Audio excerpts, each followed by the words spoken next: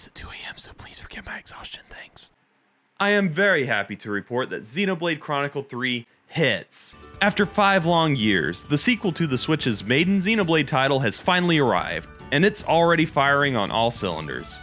At only 10 hours in, I'm already as invested in this world and story as I have been after finishing far longer titles.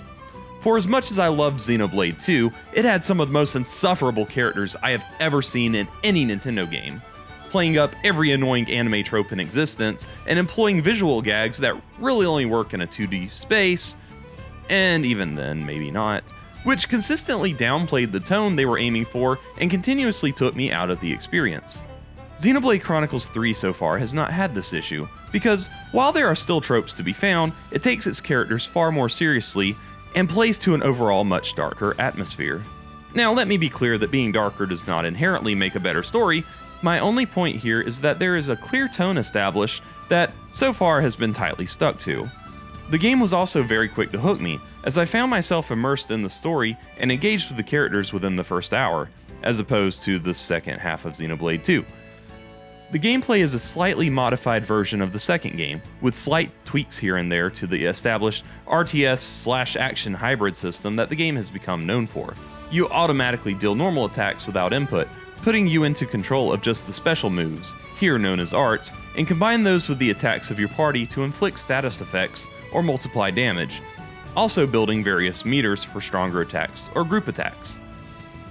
I've only just unlocked the chain attack function, but it's already significantly different from anything in the past game, and may take some getting used to in order to use it efficiently. Now, as previously mentioned, the story here is very dark. 2 nations of humans are in eternal conflict, and only fight essentially for the sake of being raised to do so. Humans in this world only live for 10 years, known as terms, and once their terms are served, they are sent off to the afterlife in what is known as a homecoming. It's still too early to say, but I still believe this may end up being the series' strongest cast to date. Each character in your party is genuinely likable, yes, even the Nothons, somehow, and I look forward to getting to know each of them as things progress. My largest gripe so far has to do with the topography. One of the biggest draws and source of intrigue of Xenoblade for me has always been the massive fantastical landscapes, with imaginative terrain and iconic landmarks. The areas here in this game don't give me that sense of awe that I've always gotten from the series. The zones in Xenoblade Chronicles 3 so far have been largely unnotable, with the obvious exception of the large sword from the box art. Areas are massive, but generally quite empty aside from the monsters, and color palettes have been on the monochromatic side for the most part, but I'm confident that things will evolve on this front as I progress further. The only other element that I'm not quite sold on so far are the series' antagonists.